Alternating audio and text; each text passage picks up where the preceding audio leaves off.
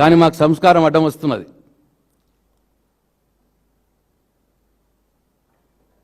మేము మాట్లాడలేం, ప్రజలే మాట్లాడుతున్నారు మీ నాయకుడు చరిత్ర గురించి. ఒకసారి చూడండి వీడియో నంబర్ 5లో 2 రాజకీయం అస్సలు చేయొక్కలేదు. నువ్వు బచ్చగానివి, నువ్వు చంద్రబాబు నాయన కింద చేసిన గులాంగిరి బచ్చగాని నువ్వు. ఆయన కింద బూట్లు మోసినవి నువ్వు. నేను రోజు చూస్తా, రోజు చూస్తా, తుప్పును ఉంచుతా. రండ ఆయనకి పిల్లలు వాడు ఇచ్చిండమ్మా, ఆయనకి పిల్లని ఇచ్చినారమ్మ. దొంగతనంగా వేసుకొచ్చుకొని చేసుకున్నాను పెంటాన్ని. ఆయన పిల్లనియాలి, ఆదవాళ్ళనే పిల్లనియాలి. ఆ దేవుడు అంటున్నావు మాడుగులా కుంచి చెప్పాలి రెడ్డి ఆ మేనల్లుడు ఆడు. రండని వచ్చేస్తాడు. రండనారా రండ. ఇంకో ఒక్కటి రెండే చూపిస్తున్నా మీకు. నేను మీకు మహిళలకు 2500 కూడా ఇస్తున్నాను. వాడి మాటలు బోగర్ మాటలు బట్టి ఓట్లేసినాం కానీ వాని నిజం మాటలు కాదు. బోగర్ మళ్ళీ ఓట్లు మేము వేయమయ్యా అమ్మది వ్యాపారం. అసలు ఫ్రీ బస్ పెట్టిండి అమ్మ.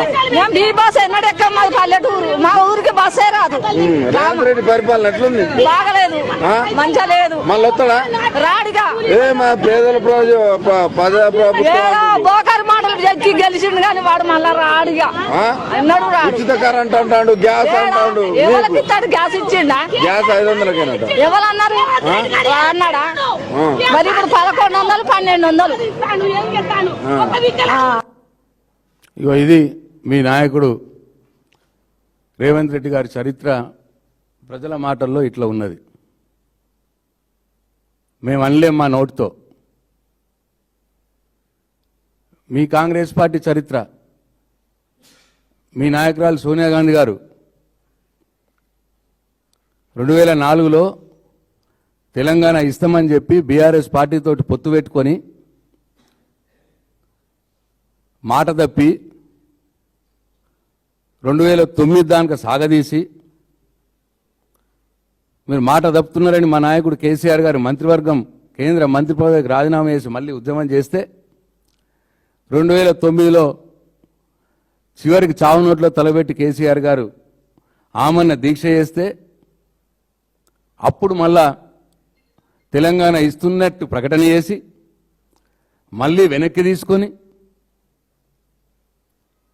మీరు ఇచ్చినట్టే ఇచ్చి వెనక్కి తీసుకున్నారనే బాధలో వందల మంది తెలంగాణ విద్యార్థులు, తెలంగాణ యువకుల్ని చంపించిన పార్టీ మీ పార్టీ.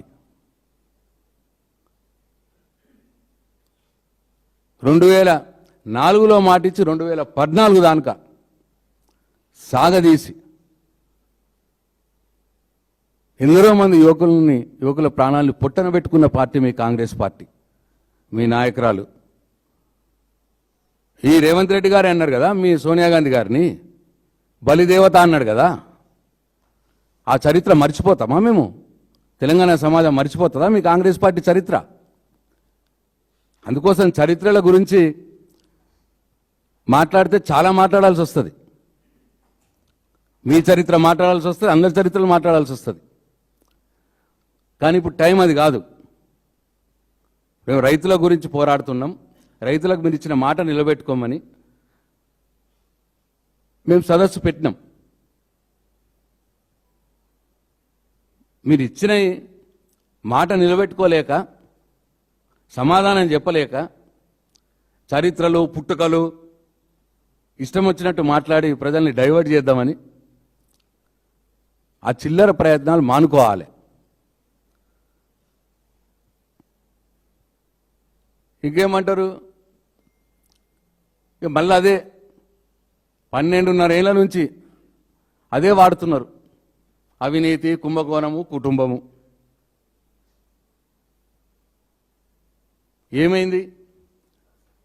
2.5 ఏళ్ళైంది మీ పార్టీ అధికారంలోకి వచ్చి. లెక్కలేనన్ని ఎంక్వైరీ కమిషన్లు, లెక్కలేనన్ని కేసులు మా మీద పెట్టిరు. ఒక్కటన్నా రుజువైందా? ఒక్కటన్నా? సగం టైం అయిపోయింది, మీరు ఇంకా సగం టైం ఉన్నదిగా. ఉట్టి నిరాధారమైన ఆరోపణలు చేయడమే, 10 ఏళ్ళు అట్లనే చేసి దుష్ప్రచారం చేసి కేసీఆర్ గారిని, కుటుంబాన్ని, మమ్మల్ని బదనాం చేసి ఆధారాలు లేనటువంటి ఆరోపణలు ఏదో బట్టగాల్చి మీదేసి ప్రజల్ని నమ్మించి లాభం పొందిండ్రు. ఒకసారి వచ్చిర్రు, ఇప్పుడు అధికారంలోకి వచ్చిర్రు. కానీ పొద్దున్నాక అదే అంటామంటే కుదరదు. ఇప్పుడు ప్రజలు మీరేం చేస్తున్నారో అని చూస్తున్నారు. మీరు ప్రజలకు ఇచ్చిన మాట ఏంది? మీరు ఏం మాట ఇచ్చి ఓట్లు వేయించుకున్నారు? మరి హామీలు తీరుస్తున్నారా? మీరు ఇచ్చిన మాట నిలబెట్టుకుంటున్నారా లేదా? ఇగో ఇది చూస్తూ ఉన్నారు ఇప్పుడు ప్రజలు. పొద్దస్తమానం మా మీద ఏడ్చుకుంటా, అదే పాడిందే పాదరా పాడడం వల్ల దాసరా అన్నట్టు. ఏమైంది? ఒక్క కేసు అన్న ప్రూఫ్ అయిందా? ఎన్నిసార్లు పిలుస్తారు కేటీఆర్ గారిని, ఎన్నిసార్లు పిలుస్తారు హరీష్ రావు గారిని, చివరి కేసీఆర్ గారిని పిలుస్తారు. ఎన్ని వందల వేల కేసులు పెడుతుంది, ఒక్కటన్నా న్యాయస్థానంలో రుజువైందా? 1,00,00,000 కోట్లని కాళేశ్వరం మీద బదనాలు లేపుతారు. మొన్న హైకోర్టు ఈడ్చి చెంప మీద కొట్టే ఆ కమిషన్ అంతా బక్వాస్ కమిషన్ అని చెప్పి, కాళేశ్వరం మీద వేసిన కమిషన్ అయినా సిగ్గొస్తలేదు మీకు. ఇక అదొక్కటి తప్ప మీకేం లేదు. ఇక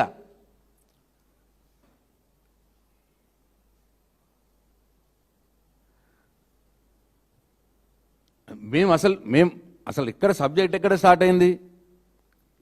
2022 6th మే రోజు మీరు రైతు డిక్లరేషన్ వరంగల్లో పెట్టిర్రు. రైతు డిక్లరేషన్లో మీరు ఏం చెప్పిర్రు? ఏం అమలైనాయి, ఏం అమలు కాలేవు, అది సబ్జెక్టు. రాహుల్ గాంధీని అంటావా? రాహుల్ గాంధీని ఎందుకన్నా దండి రాహుల్ గాంధీని? ఆయనదో పొలిటికల్ పార్టీ, మాదో పొలిటికల్ పార్టీ.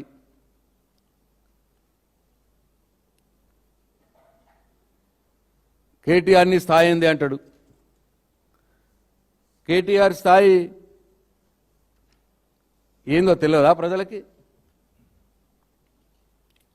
అంతర్జాతీయ స్థాయిలో